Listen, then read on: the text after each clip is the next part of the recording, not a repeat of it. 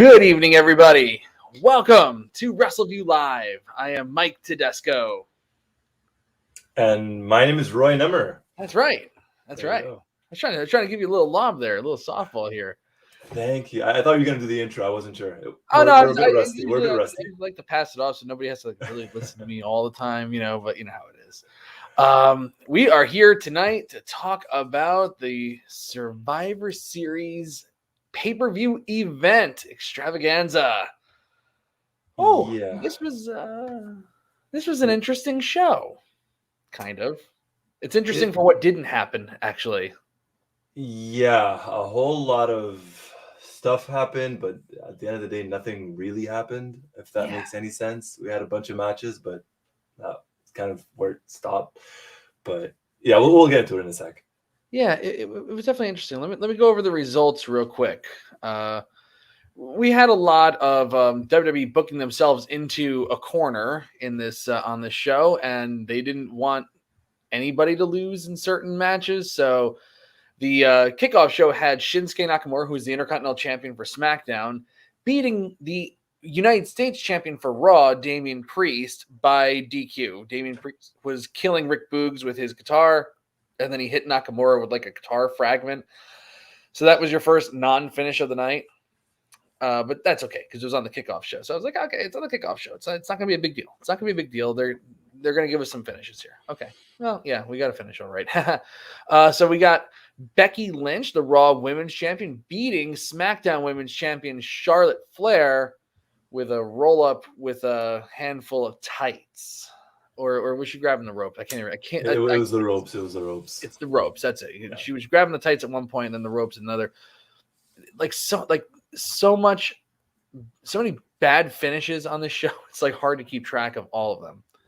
But Becky Lynch does come out on top in this. And after the match, Charlotte Flair just laughs and goes away. And that's the end of it. So that's how important this match was to them. So there you go. There's that. The next up was the 5-man Survivor Series elimination match. Team Raw, consisting of Bobby Lashley, Austin Theory, Finn Balor, Kevin Owens, and Seth Rollins, beat Team SmackDown, King Woods, Jeff Hardy, Sheamus, Happy Corbin, and Drew McIntyre. The elimination saw Kevin Owens walk off on his team, so he got counted out. Happy Corbin was eliminated with a coup de grace from Finn Balor. King Woods was eliminated with the Hurt Lock by Bobby Lashley. Drew McIntyre and Bobby Lashley were counted out because we can't beat them, so we just count out. That's 3 countouts already on the show. I'm sorry. 2 countouts so far. We've seen a few already, though. Oh, no, I'm sorry. This was 3 in this match because Kevin Owens. I already forgot. Finn Balor was eliminated with a bro kick from Sheamus. Sheamus was eliminated when Austin Theory rolled him up and grabbed the tights. There's your tights. Austin Theory was eliminated with a Swanton Bomb from Jeff Hardy. And then Jeff Hardy and Seth Rollins had a good back and forth. Ended up with Seth Rollins hitting Jeff Hardy with the stomp to get the win.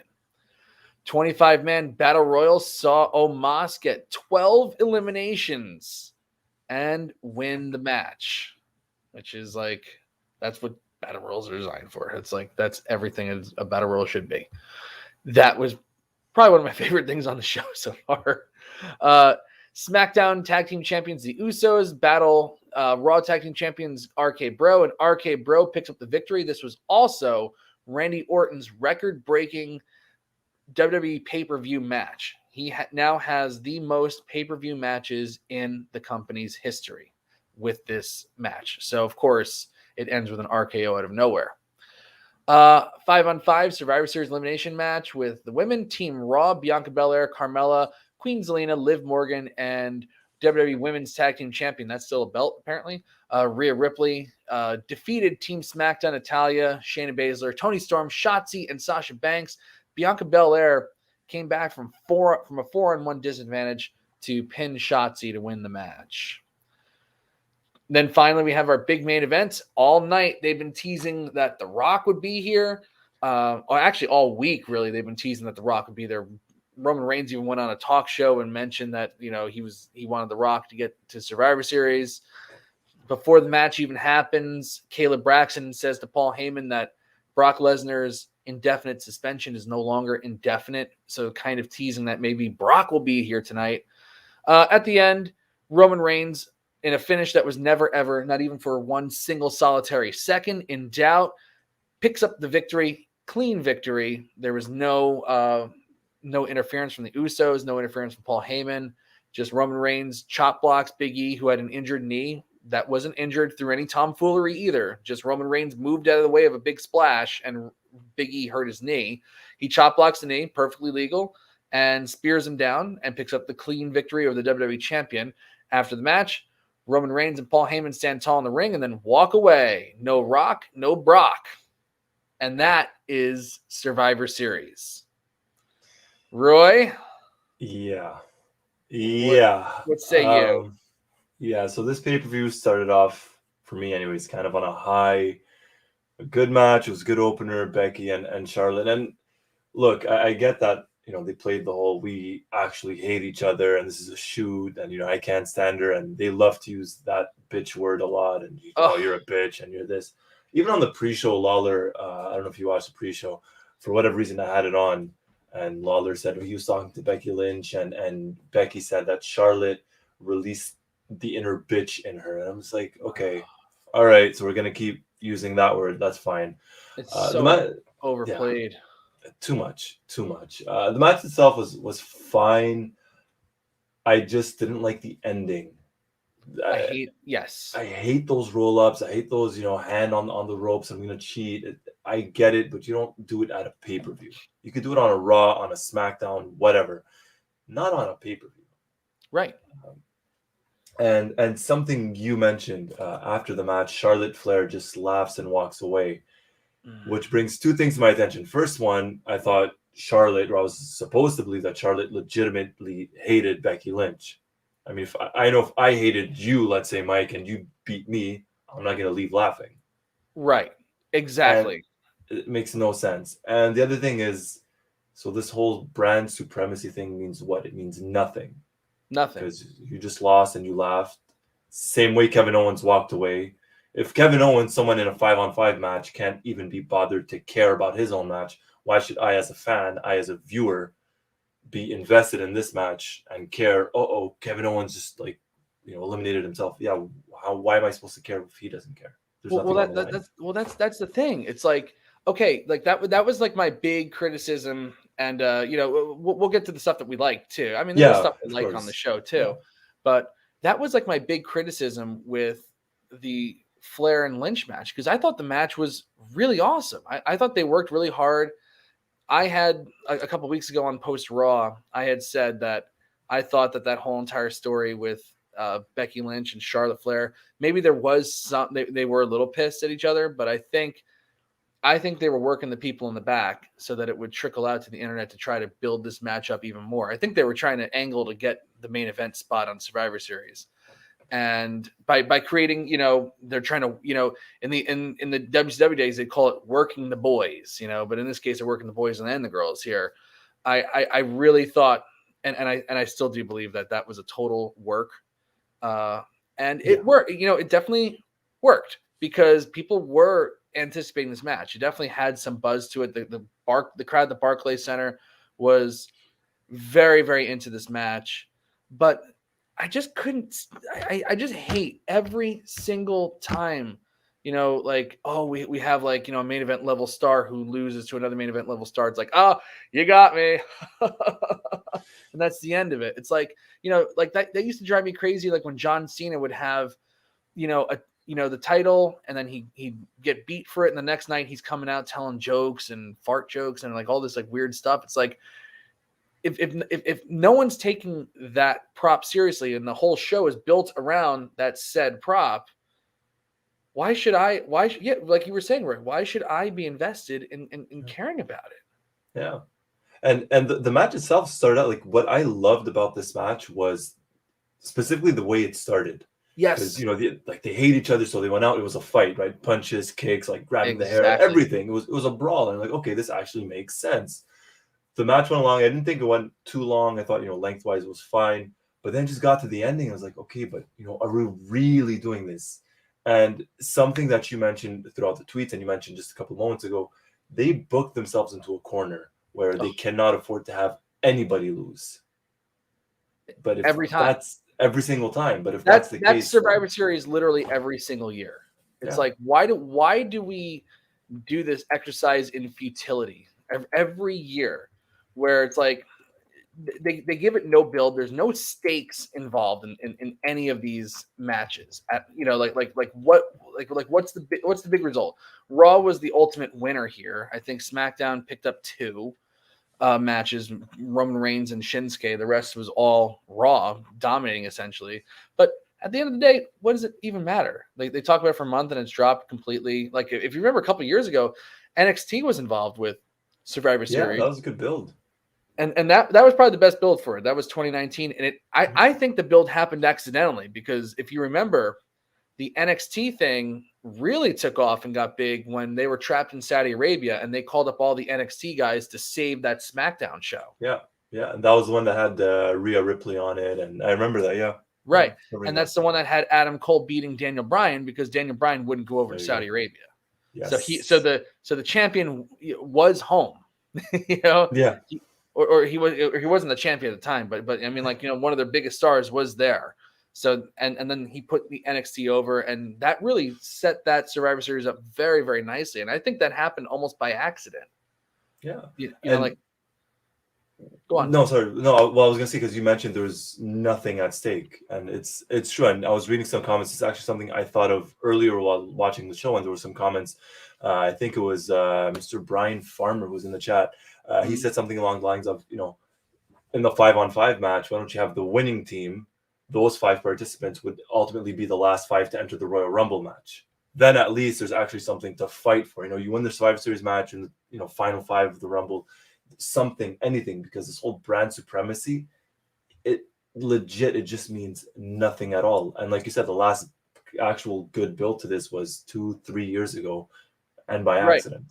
And even that show, when they actually did it, wasn't really even that great. It just wasn't, because they didn't want to beat anybody. It's like they I think they even had like Keith Lee in the match, and they didn't. He was.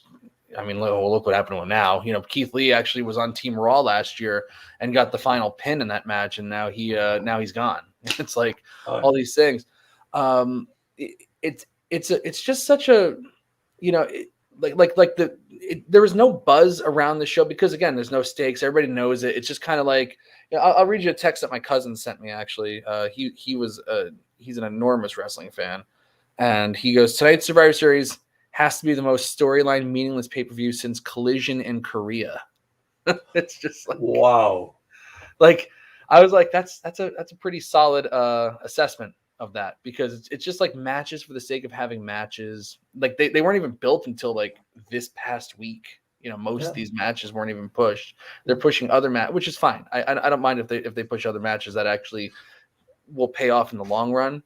But like this Survivor Series concept, it's just like a month off for creative, and it's like I'm just tired of it. Like I was not looking forward at all to like watching the show. And I think WWE knew that too. I think they could sense the climate, that there's no buzz for it online whatsoever. That like in terms of like trends, and because they follow all that stuff, Google Trends, social media mentions and stuff like that. There's nothing for Survivor Series, like almost nothing. Like even like tonight, like while recapping the show, it just felt like, I mean, like there was a little more interaction than normal, but not like for like a standard WWE pay-per-view. It's just like people they don't care. And I think WWE sensed that, and it's like, oh, let's start teasing The Rock. Let's start teasing Brock Lesnar. And then at the end, you feel like a cheap prick for watching the show. Like, I saw another tweet. If you want to expand on what I was talking about, I'm going to try to find this tweet, because it actually was a really interesting tweet. There was nothing, and they teased it throughout the show with Vince and the egg. Maybe for those that my God, yes, Vince and the friggin' egg. So the egg, for those that probably don't know, so it's part of The Rock's new movie. I think it's called Red Notice. It's on Netflix. I watched it a couple of days ago. Actually, not a bad movie, but anyways, that's besides the point. So that egg is part of the movie. So when you had Vince that had it, tonight they teased it. He even said it. Oh, this is a gift from The Rock. It's worth $100 million, and then it was stolen. So you think, okay, maybe The Rock shows up with it to end the show, or maybe Brock Lesnar shows up with it to end the show, and then hits Roman Reigns with it, and Vince gets pissed or something or anything. So they essentially could have gone two ways with this, or three. They could have gone with having The Rock show up with it to end the show. They could have gone with Brock Lesnar having it end the show, hit Roman Reigns with it, or they could have gone with, and ultimately what they ended up going with was Vince McMahon losing it, and they're like, oh well, we're gonna find out what happened tomorrow night on Raw. Right. So they're actually, this is their way of trying to get people to watch Raw tomorrow. Is this it? Is this the point? That's their idea. That's their idea. A bullshit $100 million egg. I mean, like, and that's how they're going to try to build up Roman Reigns and The Rock as well. We talk about an egg. Yeah. Okay, I did find the tweet, and it's like, there you go. And of course, this person's right. The comparison is going to be made. And you can't help but compare them because they're the only two big shows in town. It's WWE and AEW, but AEW merely hints at CM Punk showing up. They don't even mention him by name. They don't mention CM Punk by name ever. Yeah. And they pay it off, and it's this magical moment. They deliver on, their tease, like a very light tease too. All they said was best in the world, and people just ran with that, and they delivered. WWE talks about The Rock for 4 hours on a 25th anniversary Survivor Series, and he doesn't show up. That's the difference between the two companies. WWE tricks me into watching. AEW convinces me into watching. Yeah. And one was on a free show. The other was on a paid show. Right. That's the other thing, right? So it's not like AEW had CM Punk show up at Full Gear or something, or they hinted. No, it's going to be, what was it, Rampage or Dynamite? I can't remember. Something. It was Rampage. Rampage. There in you go. Chicago. I mean, like that's not It came together beautifully. I mean, we recapped that show on, you, me, and Adam Martin. And we did, yeah. Actually, Adam was supposed to be on the show tonight. That's right. He had some work that came up. So I'm putting Adam on the spot. Adam, you're going to cover the Rumble. There you go. I'm just going to throw that We're going to get Adam Martin for the Rumble. That's it. He's going to be the mystery number 30 entrant. Yeah. But yeah, it was... They spent the entire, like you said, 3-4 hours of the show, Rock showing video packages, showing videos, 96 Survivor Series, 98, whatever it was, 2012 or 2011 against John Cena at WrestleMania, and then it's just nothing, and we're just waiting for it. And I was watching the pay-per-view. I was actually watching with Paul, and like halfway into it, he's like, no, Rock has to show up. Like, Rock has to show, and you think okay, this has to happen, right? That's because Paul's used to watching things like, when they used to actually pay things off. When they made sense. Yep. When they made sense. But yeah, it's nothing. And they tease. I don't understand what the point was of teasing Brock Lesnar, especially at the end of the show. Like, people watching this pay-per-view already paid for the network or paid for Peacock or whatever it is, so they're already watching. They're not expecting Brock Lesnar to show up, or probably not. So what's the point of even mentioning it and then not having him nor The Rock show up? Just to get people, just to get people to watch, and it's the law of diminishing returns. How many times can you lie to your fan base and try to trick people into watching your show and then not pay it off? Like, maybe if they actually paid things off, and maybe, like I hate companies that fan service as well, but a little fan servicing every now and then isn't a bad thing. It's like there's companies that overdo it. Like, I thought for a while that AEW was kind of overdoing the fan servicing thing, but now they have a good balance. When you watch that show, it's like, it's not always rainbows and butterflies at the end of the night. Sometimes, it's a finish that you didn't want, or a finish that you weren't expecting, or whatever it is. But WWE, it's just like, it seems like they exist to be contrarian. It's like we will never give you what you want, and you're just gonna have to keep tuning in to see if we change our mind. I mean, that's a dangerous thing, But again, it's like, look how many people they've released. How many people were behind that they've released. People they put a ton of promotion into that are gone. They're not interested in what the fans like anymore. They want to present, they want to tell them what they're going to like now. They want to redefine what wrestling is again. Like they've been trying to redefine, what professional wrestling is by calling it sports entertainment. But I'm sorry, I could have a bowl of cereal every day and say that I'm eating a steak for breakfast, but it's to me, I could call it a steak. To you, it's a bowl of cereal still. It's never going to be anything other than a bowl of cereal. Wrestling is wrestling. It's not sports entertainment. It's just profession. It's just wrestling. Yeah. And now this is going to be their thing again. We don't, whatever's out there on the indie scene, we're not doing that anymore. We're going to show you our version of what professional wrestling is now. And damn the results. They have built-in money. They get the Saudi shows, they get the TV deals. They're going to live on, that stuff forever. The fan money that they make from the gates is secondary. And that's why they're never going to change.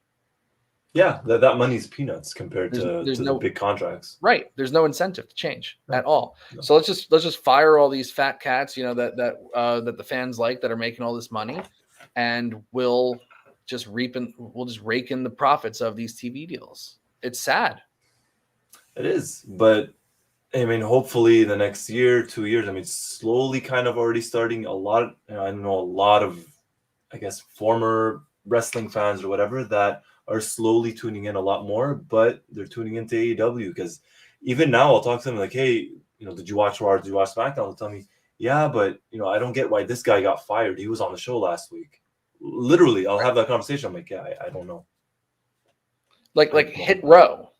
Yeah, they fired all 4 of them. So Hit Row was on SmackDown. Not only were they getting like this like big nice push on SmackDown. They had video packages. I actually tuned into SmackDown to see them. They had a skit with Sami Zayn. Right. But I literally tuned into SmackDown when they said that they were going to debut because I was like, I want to see these guys because I hadn't been watching NXT and I really wanted to see this Hit Row, and I was impressed, especially the big guy, Top Dollar, whatever his name was. He's isn't he the guy that does the WWE the documentary stuff in AEW or not? Yeah, A&E. Yeah, A&E. Sorry. Yeah, Most Wanted Treasures or whatever it is. That's it. Yeah. No, but like I was like, wow, this is a team that I could definitely get behind. They even gave them a night 1 draft pick on SmackDown. Like they were like one of the big takes on TV. It wasn't like, WWE.com reports after that Hit Row was signed. No, they got like the big push. Mm-hmm. And then they have like 1 TV match, 1 skit, and they're gone. They had 1 match against local jobbers where they just completely annihilated them. Right. And I thought they looked good in that. And I love Isaiah Swerve Scott. I was like, my God, like, well, this guy needed just a little something just to get him over. And it was Hit Row. And the big guy looked great. I liked the 2, outside the ring, and now they're gone. Yeah. It's like before they even had a chance to even show what they were about, take off.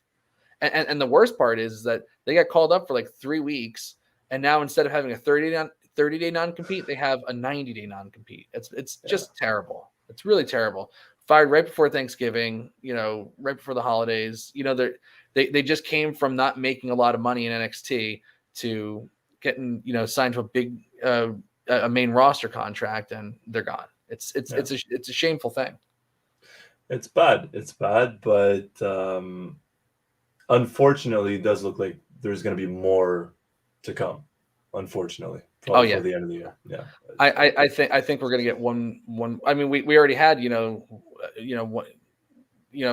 2 big releases just in November. Like one was at the end of October and one early November. It's like I think December we'll have a few more. Then there might be a lull because they do have to fill up 30 people in the Royal Rumble for the men and women. They'll get us like Paul Rosenberg and Booker T and Jerry Lawler or something. Yeah, I mean they had Corey Graves won the 24/7 title. Yeah, I think. That's right as well. It's actually I recapped that show and I was like, yeah. But anyway, let's talk about Survivor Series. Let's talk about what we liked about Survivor Series first. Okay, so. What's your favorite part of Survivor Series tonight, Roy? Oh my god, the fact that I'm actually struggling to I think of know. one, that's bad. I'll normally pick something out.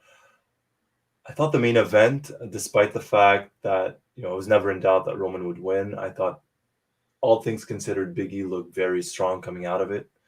Um, Other than that, I like the beginning of the Charlotte and Becky match.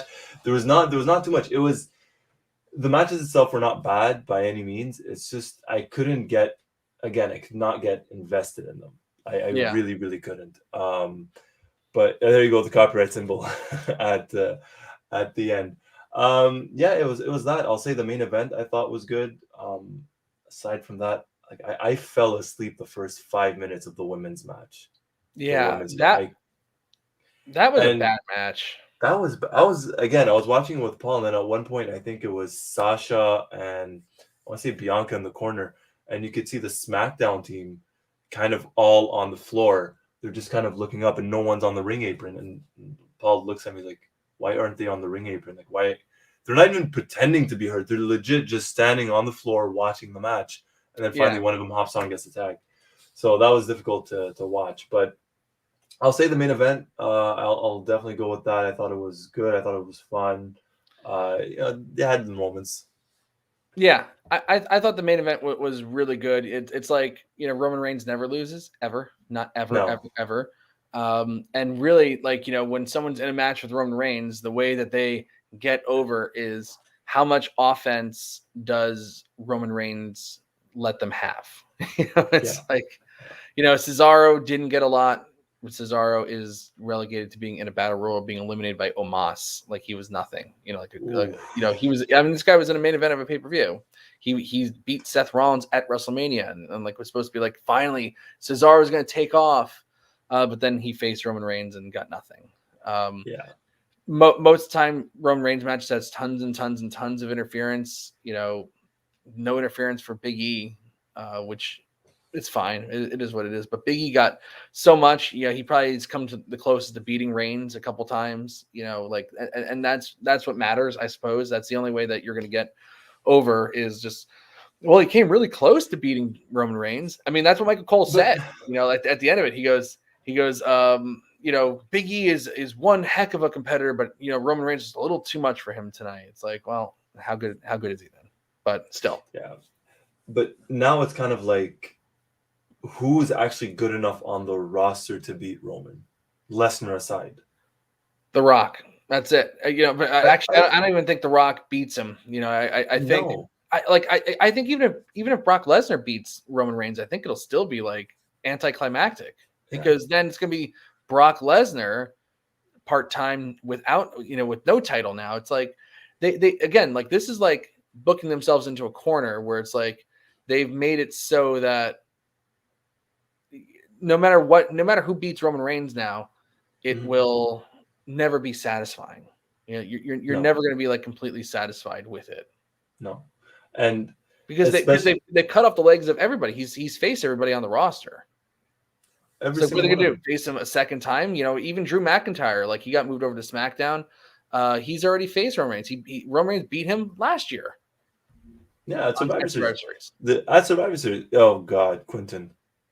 Yeah, that's. I wouldn't put it Oh, past them, but yeah, no, hopefully not.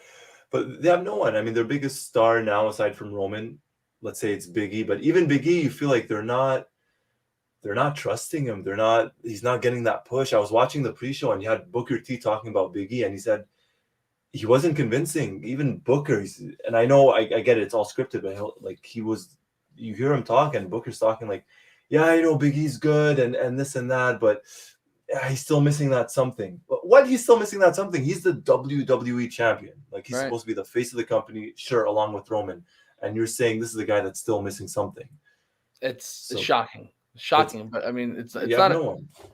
it's not an incorrect assessment either. No, I mean, Andrew's saying WrestleMania 39, Roman beats The Rock in Hollywood, but that's another year and a half from now. It's like that's still a ways off. and And I like when I was recapping SmackDown this past week, I said like that opening segment was just like every single Roman Reigns segment that I've ever seen. It's like there's nothing inherently wrong with them, but there's nothing No. fresh about it. I feel like I've been watching the same segment for a year, which is like Roman never gets shown up ever, not even a little bit. But like, what are they saving it for? What do they keep? Why does he keep accumulating all of these wins? Never gets beat, doesn't even lose by DQ. Like even that match with Xavier Woods made sure to go out this past Friday on SmackDown and make damn sure that everybody knows that wasn't a DQ. That was a no contest. What's the difference? Like it should have been a DQ, but for whatever reason, they've ruled it a no contest. But he can't even lose by disqualification. So what are they accumulating all these wins for? I mean, the only thing I think like is that Braun Breaker guy from NXT just going to show up on night one and beat Roman Reigns? That's not gonna happen. Yeah. And then what? But like who like he's accumulating all these wins. Who's going to benefit from it? A guy that doesn't need to benefit from it anymore. Brock Lesnar's already got the streak. Yeah, and The Rock's what, 55, 52? I think so. Something? He's in his mid to or early to mid 50s, I would say. There you go. Let's say 52, and he's actually probably no, he's going to be 50 he's going to be 50 next year. Actually, he's 40. Oh wow, yeah. Wow. Okay, all right. Still, you're really gonna have a 50-year-old Rock, and I get it, megastar, absolutely, but you're really gonna have The Rock be your guy that you're gonna throw Roman to? That just means you have no one. The Rumble, we spoke about this last time I was on this. The Rumble's in a month and a half. They have no one. Right. Who is going to win that Rumble? You're gonna go with Drew again? You're gonna go with Seth again? I was thinking Damian. I was thinking Damian Priest. Oh God. You're gonna go with Damian Priest, the guy who got shown up by Bad Bunny at WrestleMania to go up one-on-one either against Roman or against when he wrestled on the season premiere of Raw, whatever the hell season premiere means on a show that never has a season finale. I wish it would be a series finale on Raw sometimes. But like they gave him that new edge. He had that new edge where he beat the crap out of T-Bar, and I was like, this seems like something that they're going to use to build him toward the Rumble. Andrew Elder thinks Braun Breaker is going to win the Royal Rumble. I mean, I was kind of being facetious about that. I mean, they are giving that guy the rocket in NXT from everything I read. But that's going to be like their version of like, I mean, he's got the lineage for it. He's a Steiner, but unproven commodity. But that's the thing. And you just mentioned him, or Andrew just mentioned him. How much of the regular viewers that watch Raw or SmackDown also watch NXT? Not many. Not many. How many people know that this guy's actually a Steiner? Not many. How many people watching WWE right now actually know who the Steiner brothers are? Not many. There you go. So, and I'm not saying he's not talented or anything. You look at him, he looks like a Steiner. But what I'm saying is, you're gonna throw him and have him win the Rumble. It's not gonna work. Right. Well, I mean, like that'll create buzz, but again, everything's in the follow up.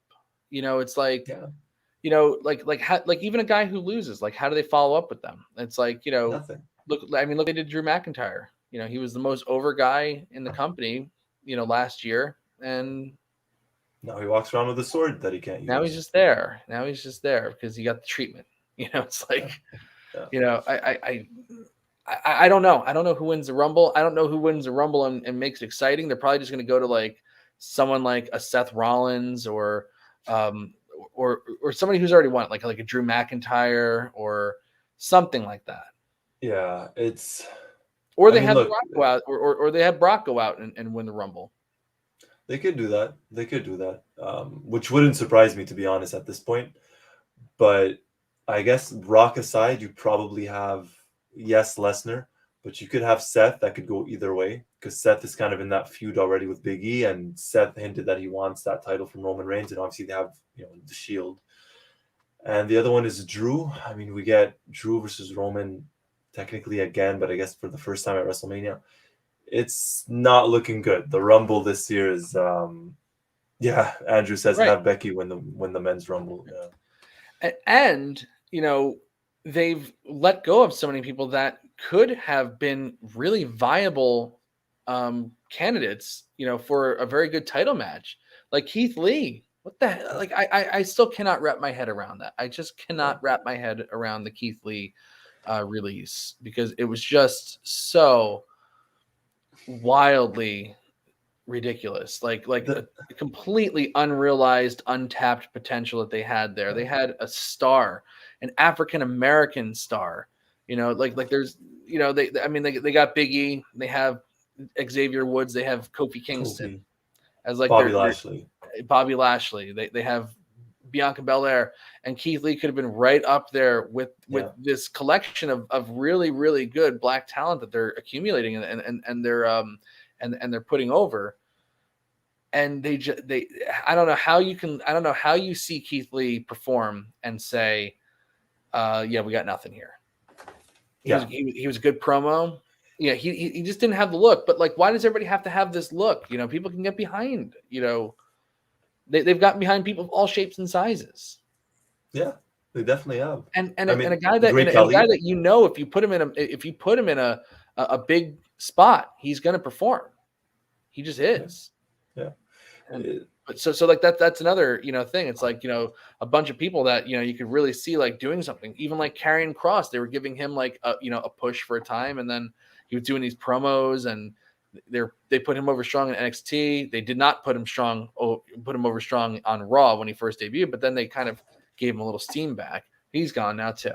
So I mean, looking at this list here, Kofi. I think KO is going to be the Royal Rumble title match.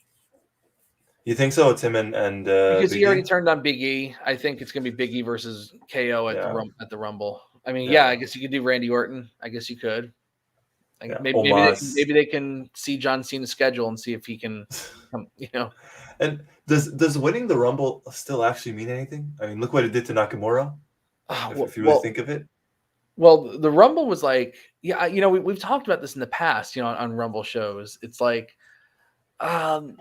it's a weird thing now, because like we're such, we've moved on to like this like instant gratification society where it's like, we want everything now, and nobody wants to wait, and winning the Rumble in January and then having a match in April and trying to maintain that momentum on a television show where you can get overexposed extraordinarily fast, and where you can just be forgotten about because there's so much content. Right. It's tough. I don't think sometimes I think winning the Rumble is a kiss of death. Yeah. I guess the only kind of good thing to add to what you just mentioned, Mike, the only probably good thing about this year's Rumble is that it's really at the end of the month, and we're getting 2 pay-per-views in January. We're getting day 1, and then we're getting that. If I'm not mistaken, we're getting a Saudi show either in February or March. I think it's just February. I don't think we're getting a pay-per-view in March. Can't wait. Yeah. Hey, look, I'll say this: the last one actually had some good matches on it. Yeah, I didn't see it, but I read your recap of it. I was actually gonna watch it, and then like my life just got in the way. It was like the first Saudi show I ever missed. Yeah, but, it was actually a good one, but but still, of course, because I didn't watch it. That's why. Because you didn't watch it. That's why. But no, I mean, it's true. You have Edge could win the Rumble. Oh yeah. Right. Yeah. Like, and then have him turn heel on Big E or whatever. Yeah, where's Edge right now?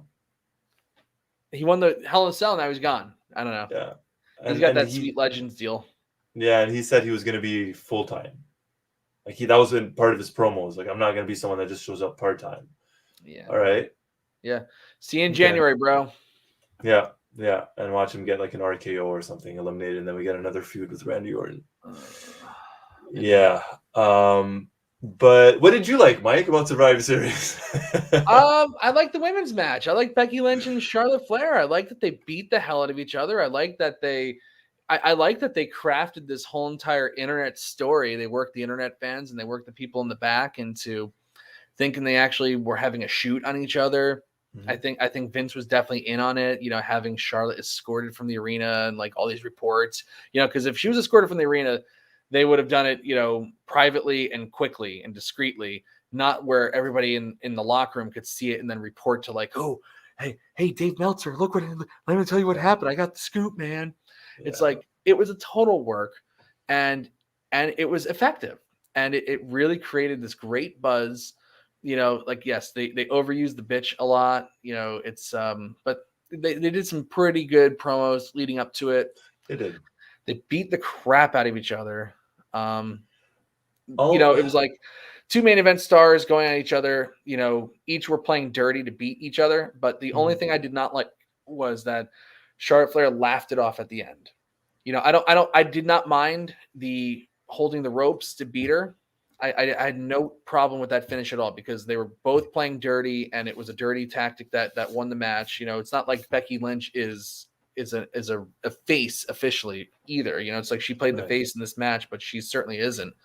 Like they haven't been positioning her like that on Raw, and I just did not like that she laughed it off at the end. But I thought the match was hard hitting. I thought it told a good story. I thought the buzz for the match was just absolutely excellent, and that to me was a highlight. And it was a great way to kick off the show. But the problem was that it kicked off the show, and it was going to be very tough for another match to Yeah. follow that.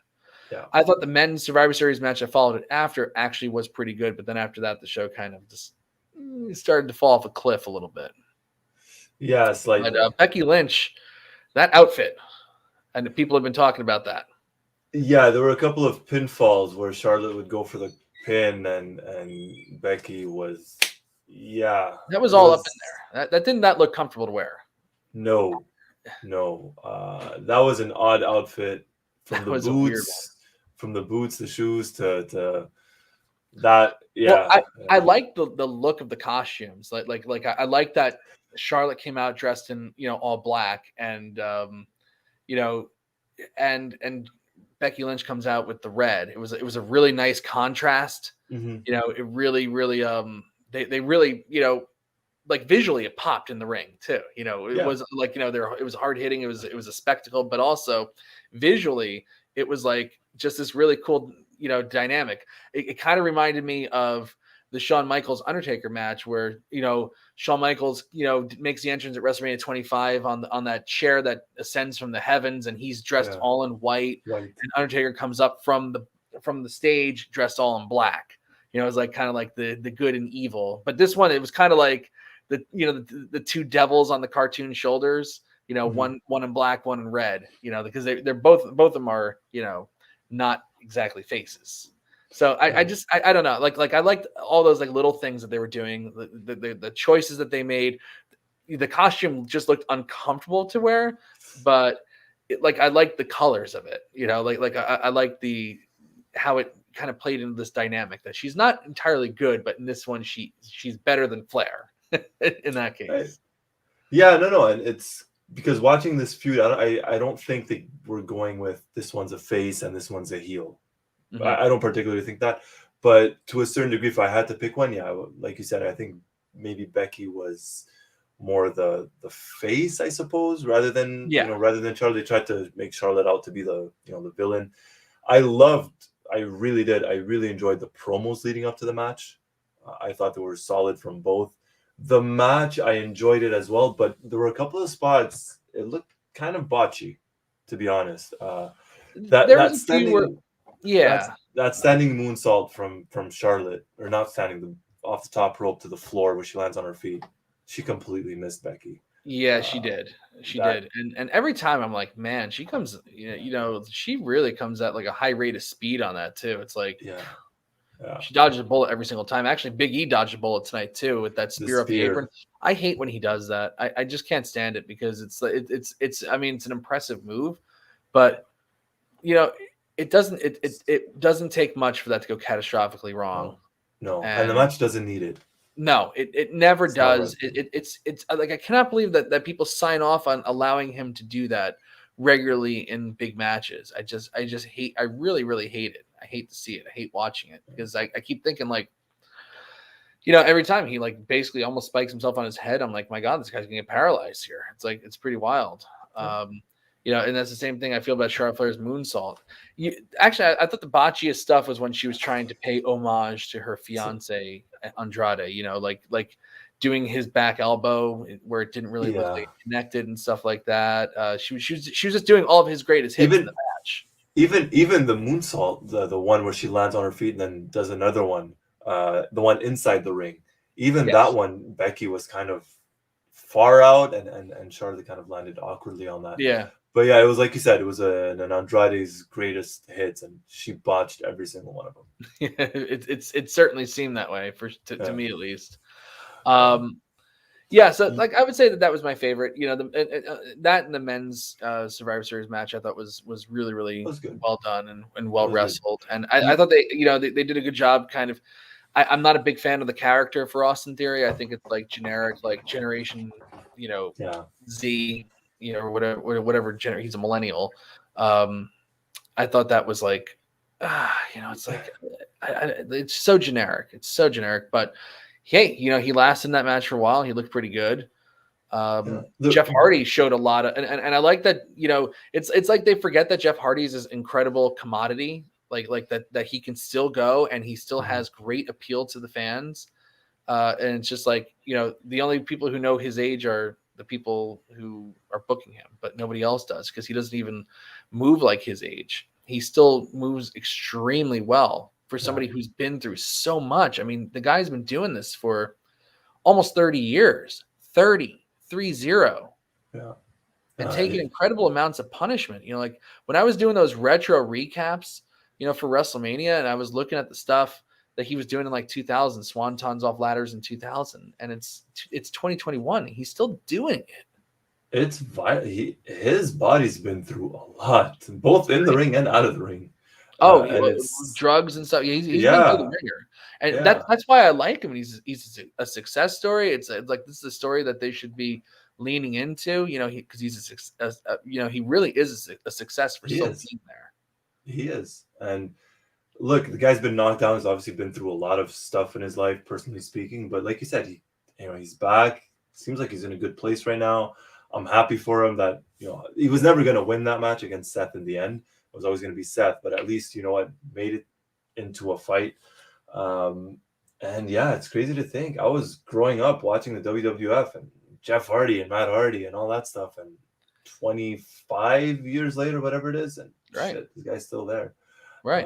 Good on him. Yeah, I mean, and they were doing jobs, in like the mid '90s too. The Hardy Boys, and they're still doing their thing. It's incredible, and I'm just glad that I mean, it was like fun to like make fun of him because like I don't know, I never understood making fun of him for having an addiction to alcohol and drugs. That certainly wasn't like some of the proudest things that we've ever done on this website, but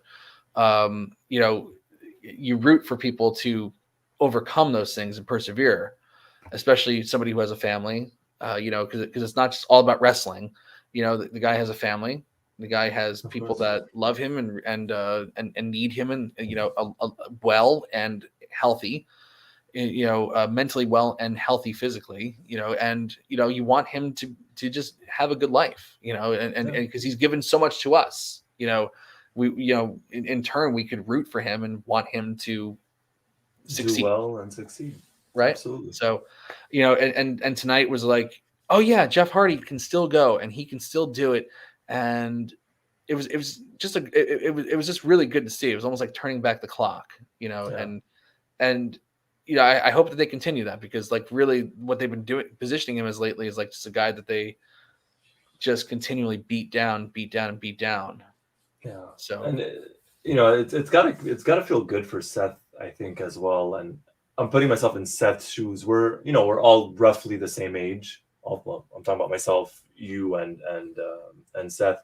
So I'm guessing Seth kind of grew up watching Jeff Hardy as well to a certain degree. So it must have been kind of nice, kind of cool for him to be in the ring with him as well.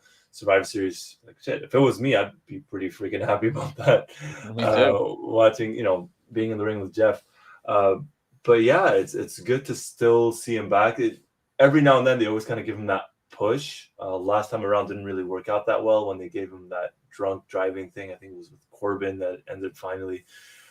But hopefully this time around they give him something to do, because he could still contribute a lot to the show. One thing actually, which I forgot to mention that I did enjoy, I thought they did very well was Bianca Belair's booking. Yes. What they did. Yes. Yeah, I want to. Yeah, I want to talk about that too. Yeah, absolutely. Yeah. You go first, Roy. Yeah, I thought she's been. I thought they nearly killed her character at SummerSlam, Oh, and since SummerSlam, she's just kind of been just kind of there. And this could be. I think you mentioned it in one of your tweets, Mike. This could be the big match or the big win or the big whatever you want to call it that kind of gives her that boost, especially going into the Rumble. I'm not saying have her win it, although that would be kind of cool. Have her win it 2 years in a row, but it actually feels like they're doing something positive with her for the first time since SummerSlam. So for the first time since August, Bianca got a win that actually matters and something that you yes. could see could kind of all right. Let's get her going again. Let's get her going. Maybe have her win the Rumble or be in the last 2 or last 4. Um, Something because this character she desperately needed this, big time needed this. Yeah, I agree 100%. You know, it's like she's been floundering. She's just been existing. You know, with almost no direction. You know, like she's been having good matches. She's been having good promos, but you know, when they didn't deliver on the Sasha Banks thing, and then she got beat in 25 seconds, she never got that steam back. And it's been a while. It's been a while since she's mattered. And then they put her in, you know, the 4-on-1 disadvantage, and she came back and defied the odds and looked phenomenal. You know, and was over in Brooklyn. Oh yeah. And I thought the match for the most part was the pits until that happened. You know, and I really got into it at the end, especially like when they had Sasha Banks in there, and she's just a miserable competitor. She's a miserable performer to watch sometimes, and they keep protecting her and they keep pushing her, and it's like, you know, it's like I get it. She was on The Mandalorian. She's got some appeal. She's Snoop Dogg's cousin and all that stuff, but it's just like that was the worst count out finish of the night for me. That like it was like the Kevin Owens thing made sense because he like I don't care about anything. I don't care about Raw. I don't care about SmackDown. Mhm. I'm out of here. I only care about me. So he walks off. That was fine. The Bobby Lashley Drew McIntyre thing that sucked, but at least It there made was sense. at Kind least of. like it wasn't like a bad brawl. Yeah. But God, the Sasha Banks thing was so fucking phony. It's like how many times have we been watching somebody break up a count out just by even putting their finger in the ring? It's like Yeah. she was in the ring multiple times and they still count her out. It's like, oh God, that was miserable. But anyway, back to Bianca Belair. This I hope is what just gets her back on track. But again, it's all in the follow-up. She could have this match and you know tonight, you know, and win the 4-on-1 disadvantage and come out and be the sole survivor for Team Raw. And then by mid-December again, you know, she's like having a match against Dewdrop for like the 15th time. It's like, who knows? You know, like, but like I think it would be nice to kind of just like let's do it. Let's have a do-over again. Let's have her win the Royal Rumble and see what happens. Let's just make get her back to WrestleMania and hit the reset button and do things right, you know, with her title reign this time. Yeah. Now And that she's a proven commodity. absolutely. No, definitely. And the good thing about having her win the Rumble again is, and I'm not talking about or just the fact that, obviously fans are back this time around as opposed to last year, but it would be nice because if she faces Becky Lynch, then they could draw back to that SummerSlam match and okay, now what's going to happen? She's not going to beat her in 26 seconds, so is she going to get a revenge? But if it's still Charlotte, then we could kind of see, I'm not going to say passing of the torch, but you could Oh, kind of Charlotte would never do that. yeah, but like if somehow Bianca could win that match, and okay, that could be something. So either way, I think if we get Bianca versus Charlotte or Bianca versus Becky, I think we're good. And to be honest, I think Yeah. it's the only direction we can go because there's no one on that women's. I mean, Rhea Ripley is not it right now. No. Is Asuka injured? Asuka's been she's been injured. She hasn't been around in a long time, but I would bet you maybe she comes back for the Royal Rumble. Probably, You know? but there's no one They won't else, push right? her because she can't speak English, and Yeah, that's not me saying that's actually a thing. They yeah, won't push. They won't give her a push because she can't speak English. You know, it's yeah, like that's the same thing that happened to Andrade and WWE. Can't speak English. They won't push you. yeah.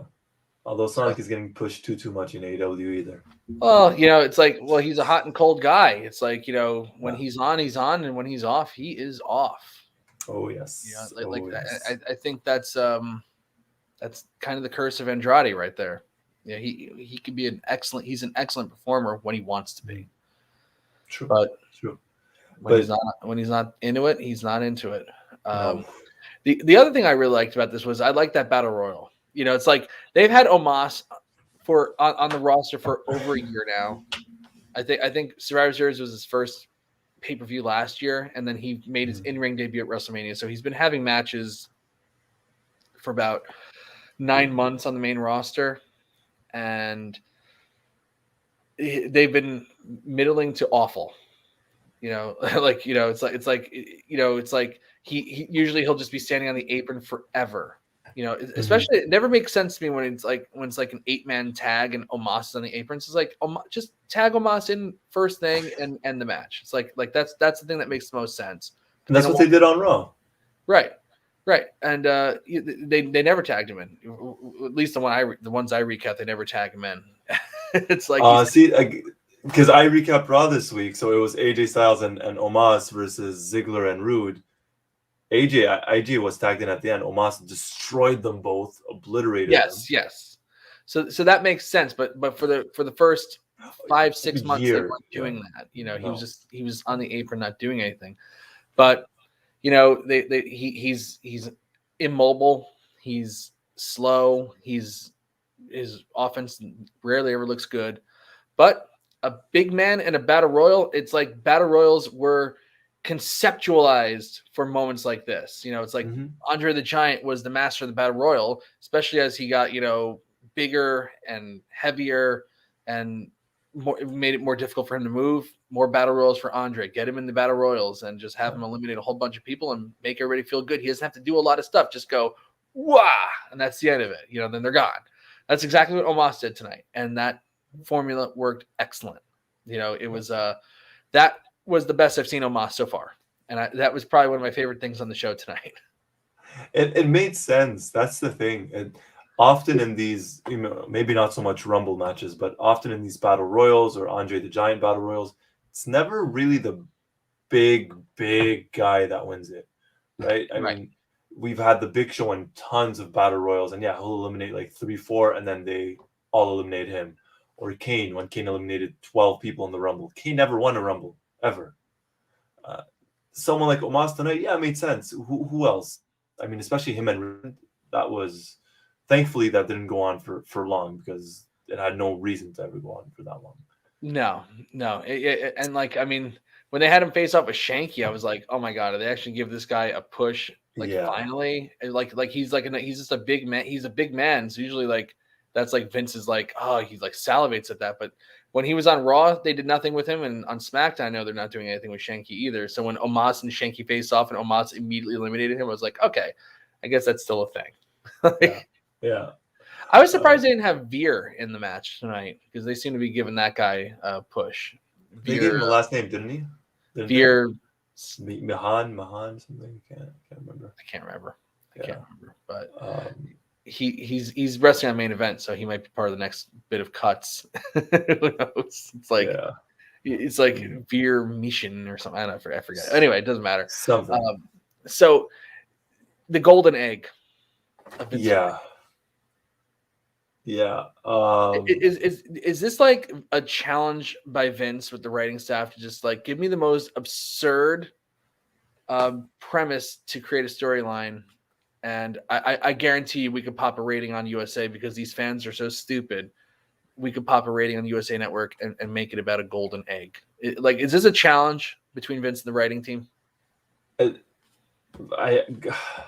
I want to say I hope so, but at the same time, I have no faith or trust in this writing team. I don't know. I don't know. Watch them just completely screw this up. Either we get no ending to this. It's already screwed. Yeah, it's a golden egg. It's a golden egg that's part of a movie. It's not even something they created. It's something from a Netflix movie from The Rock or involving The Rock, and that's it. The only logical person that could have this egg is The Rock. You're not gonna have Roman Reigns steal it. If Brock Lesnar didn't steal it and do anything with it at Survivor Series, he's not keeping it for Raw. It has to be The Rock. There's no other way, unless they do this thing where, oh, Vince misplaced it. I found it in my jet on my jet. Haha, thank you. Yeah. I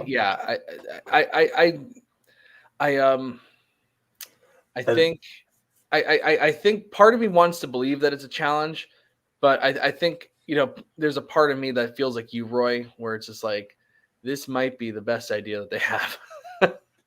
It legit. It's. I mean, yes, it ties into the promotion for this movie with The Rock and Ryan Reynolds. I haven't seen it, so I don't know how it ties into it. You said you saw it, the golden egg. Yeah, it's the whole premise of the movie. It's that. So that's the prop. Finding of the egg. That's the prop. Yeah, it's the finding. Yeah, they need that egg for something. Yeah.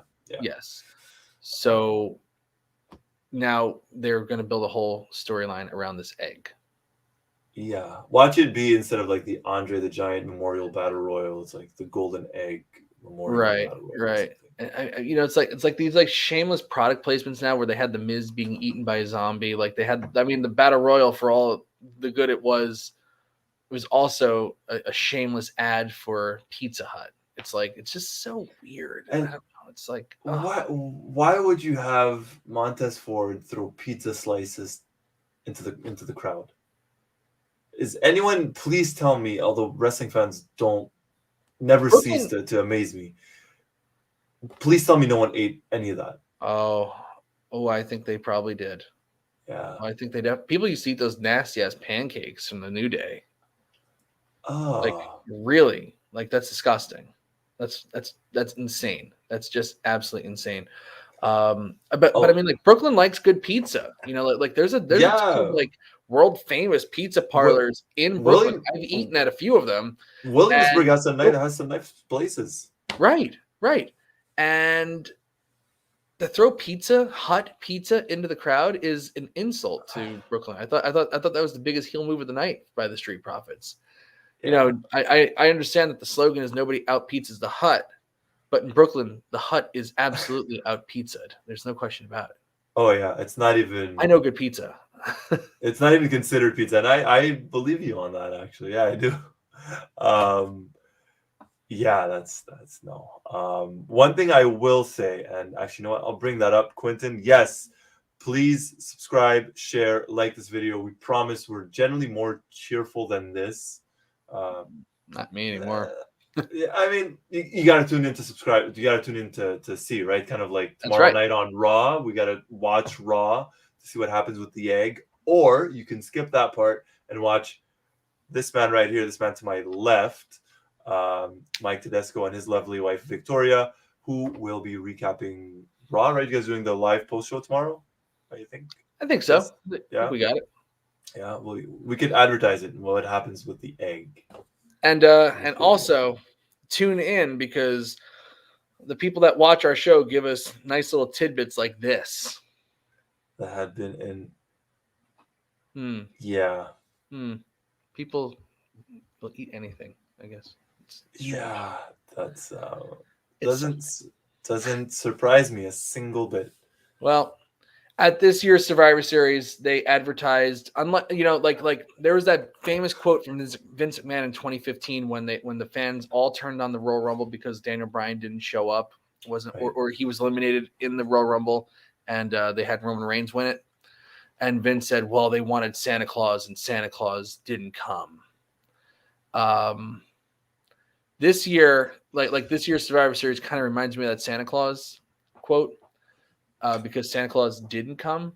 But unlike in 2015, where Daniel Bryan was never pushed, like people wanted to will him into existence, into winning the Royal Rumble and getting the WrestleMania shot, but it was always going to be Roman Reigns. This year, they not only hinted that Santa Claus is coming, they pretty much outright told you that Santa Claus is going to be at this event. And by Santa Claus, I mean The Rock. And then at the end of the night, there's no Rock. All we're left is with this golden egg mystery and no Rock. Yeah. Disappointing. And you know what? I said this actually. My first tweet of the evening was, for me, it's extremely weird for there to be a WWE show in my area. I've been to I think save for like one or two shows that were at the Barclays Center, I've been to every single show at the Barclays Center since the first one. The first one was TLC 2012 when the Shield had their first match ever, and John Cena and Dolph Ziggler had a ladder match with AJ Lee. You know, I think she turned on whatever it was. It was a very good match. Like that whole event was just incredible. I've been to every single Barclays show. For me, you know, part of it really is just that I'm just not mentally ready yet. I'm vaccinated. I'm fully vaccinated, and I'm going to be getting my booster very soon. I'm mentally not ready to be around that many people yet. Even though I know that they had to show vaccine cards, you know, you still hear about breakthrough viruses and stuff like that. If you're around enough virus, there will be breakthrough cases. And I'm just, you know, it's like the holiday. You know, we got Thanksgiving coming up, we got Christmas coming up. I don't want to miss anything, and I could not justify my mind going to Survivor Series tonight. If it was a regular year, I'd have been there. There would be no way that I'd be on this show tonight because I would have been driving home from Brooklyn right now. Now, let's say that I did assume the risk, and you know, because it's still a risk. You know, I mean, there's a risk with everything that you do in life. You know, and in time of COVID, you know, there is risk. There are risks when you go places. Let's say that I assume that risk, and let's say that the only reason that I assume the risk, and I was kind of feeling bad about myself earlier tonight when I was like, oh, the Rock's gonna be there and I'm not gonna be there. Like I can't, you know, it's crazy that I'm going to be missing this, but that's what I'm doing. I'm going to miss it. Well, if that was what drove me to go to Survivor Series and assume that risk, and then when they were basically telling you that the Rock was going to be there and then he didn't show up, that would make me double, like, outrageously furious with this company, and I would never. That would probably be my last show that I ever go to. Oh, yeah. So they really have, like, you know, they really have to be careful. They really have to be careful. You know, with these with this false advertisement. You know, they how many times did they false advertise things on Raw where this match is going to happen? It doesn't happen. It's like the one match is advertised and it doesn't happen. You know, they do it all the time. And Raw has been getting record low ratings, and you can't always blame Monday Night Football on that. Mm-hmm. They've jaded their fan base. Yeah. And now you're playing games with people and trying to get them into the Barclays Center, you know, with the dream that the Rock is going to be there and it's going to be a really special moment, and then they don't pay it off and people are assuming risk. That ain't right. No, absolutely. And it's not like, look, any false advertising is bad, so don't get me wrong. But it's not like you're advertising like, oh, someone's coming back. No, it's The Rock. Like, it's The Rock. If there's someone that hasn't watched wrestling in 20 years and you tell them The Rock's going to be, like, let's say someone, you know, Mike lives in Brooklyn, right? And they haven't watched wrestling in 15, 20 years. And you tell them, oh, The Rock's showing up tonight. Do you want to go? Chances are you might have a small chance that I guess can be like, you know what? Yeah, I'll buy a ticket. Yeah, I'll go see The Rock live. It's The Rock. You're going to false advertise that? Say 25th anniversary, we got the egg. You flat out mention him. You have Vince McMahon, who, I mean, look, I'm not going to get into his looks or anything, but he should not be on television anymore. Right. He should not be on television anymore. But anyways. Writing television, booking television, nothing. Nothing. Yeah, not near it. And then, you know, you have Vince, of all people, flat out mentioning this was a gift from The Rock. And he just doesn't show up. Right. Look what they're doing with the company now, too. It's like, you know, you got Bruce, who's not exactly a spring chicken. Vince, who's old as dirt. And I mean, he's like mumbling. You can't understand anything that he's saying almost. It's like, it's a sad sight to see. It is. And they're going right back. They're reverting right back again. They tried a couple things, and now, well, let's just do the old faithful heel authority figures. Now we got heel Adam Pearce, heel Sonya Deville. It's like we're right back to where we were, you know, in the late 90s, trying to recreate that again. It's like, man, this company needs a real fresh perspective, and they're just not going to get it with these people heading the company. They're just not. And the people they're hiring are like television writers, people that know nothing about wrestling, nothing about anything, and It's not their fault. It's not the writers' fault. It's people hiring them. Right. And I mean, the best. You know what? I'll say that Pat McAfee. There's another thing I enjoyed on the show. I'm a Pat McAfee fan. Yeah. I like him for what he brings, even though sometimes it may be a little bit over the top or a little bit, forced. But yeah, there you go. That's my third thing I liked about this show. Freaking commentary. Yeah. Pat McAfee was great. He really is very good. He's excited. It's just more than I can say for myself when I'm watching the show. He kind of makes it a kind of draws you into it a little bit. It makes it feel important, and then they laugh it off. The competitors laugh it off and kind of undo everything that he just did, but that's okay. It's like he at least got you into the match. He's dripping with enthusiasm. So anyway, Roy, that's the Survivor Series recap. Final thoughts, and I want to hear from the chat room too. What did you think of this show? Give it a thumbs up or a thumbs down? Roy, I'll go with you first. You give the show a thumbs up or a thumbs down? I'm going to give this show a thumbs up for 2 reasons. Okay. One, I thought the crowd was into it for the most part, which was not always easy. And 2, I think I'm going to give it a thumbs up as well. Just the talent. A lot of them tried. A lot of them tried to do a lot. And I can never fault them for that. Most of the matches, this pay-per-view was forgettable. Don't get me wrong on that. Not a good pay-per-view, but I'm still giving it a thumbs up because I thought the crowd did their part and the talent as well. That aside, this was a completely throwaway pay-per-view. Yeah. For the false advertising, for the blatant false advertising, for the for matches that just don't mean anything, for false advertising The Rock and Brock Lesnar, and like they did not need to mention Brock Lesnar's name tonight, and they did. Thumbs down for me. I mean the matches were good. Everybody works hard, but it's incredible. It's so sad to see. Like, how many times have I recapped a match on Raw where everybody works their ass off in the main event, and then it's a no contest or a count out or a DQ or something like that. It's like, I really feel for these people that want to put on the best product possible. And it's like, okay, well, let's go out and have the best match we possibly can, even though the finish is going to be horrible. Let's just try to make it good.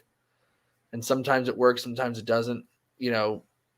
For the most part, they booked themselves in a corner all night. They worked really hard, but still it was, fighting an uphill battle, in terms of booking the finishes. And then the false advertisement, I can't give it a thumbs up. No, I get it. I understand. It's just my thing was, if you look at this, I agree with you too. Like the matches were not terrible. It's not like they were bad matches. The talent was there, but for the most part. But women's match. Oh god, such a bad match. But like you said, it's the advertising The Rock, advertising Lesnar, the creative, and then it's really just the outcome of the afterwards. What are we getting out of this? And this, in that sense, absolutely false thumbs down. Sorry, absolutely thumbs down. But I'll try and be a little bit. I'll play good cop on this one. I'll go thumbs up. You're entitled to your opinion, Rob. I'm not arguing your opinion. I understand.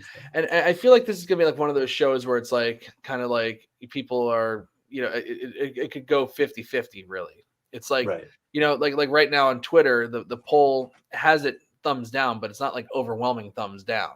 It's like maybe just a little over 60% thumbs down. Here in the chat, Quentin Walsh gives a thumbs up. Andrew Elder gives a thumbs up. Brett Farmer wants to cut his thumbs off. That's what WWE does to him.